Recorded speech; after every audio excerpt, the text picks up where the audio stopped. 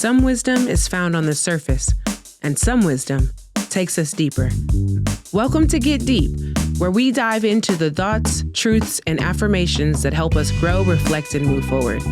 I'm Deborah D.E.E.P, Mouton, and every episode we'll explore the power of words, the strength of resilience, and the beauty of introspection.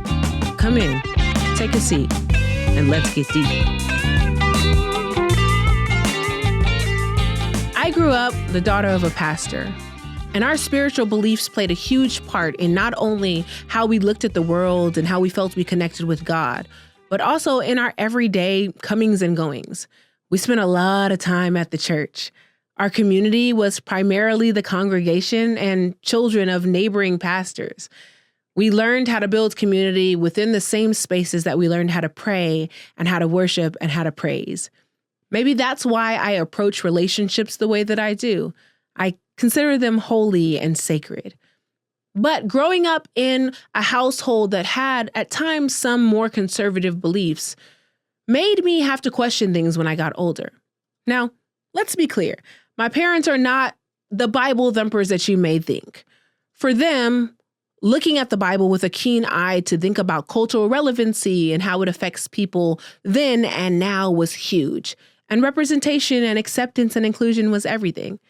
Yet and still, in circles of faith, I found myself being challenged by the things that I believed and saw in people and the faith that was presented in front of me. Growing up, I had to find room for the people who I called my chosen family to make space with the God that I worshiped and loved. Reconciling those things wasn't easy.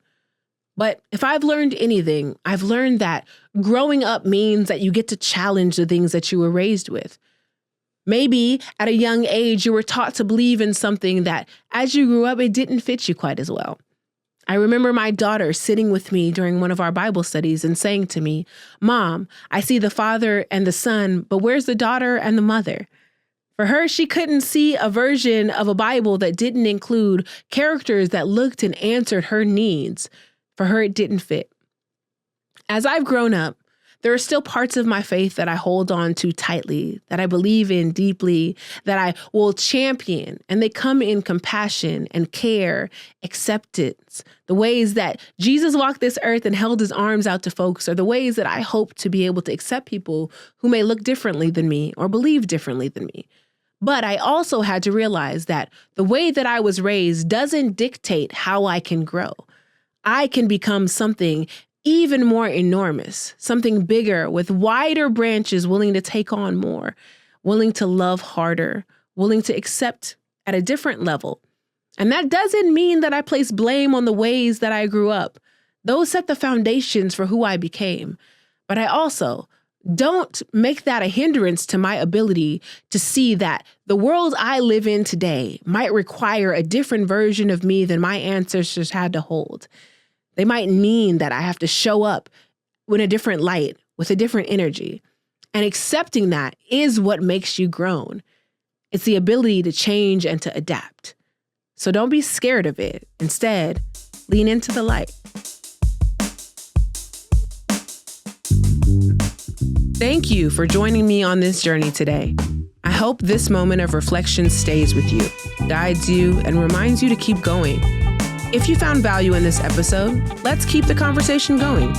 Follow me on Instagram at Live Life Deep and share your thoughts, your wisdom, and your light. And if you're enjoying the podcast, the best way to support it is simple. Subscribe, rate, and leave a review. Your support helps others find this space of growth and inspiration. This has been a Gemini's production. You can explore some of the other podcasts on the network by going to GeminisProductions.com or following on Instagram, TikTok, or YouTube at Gemini's Productions. Until next time, remember, you've been given today. What you do with it is up to you.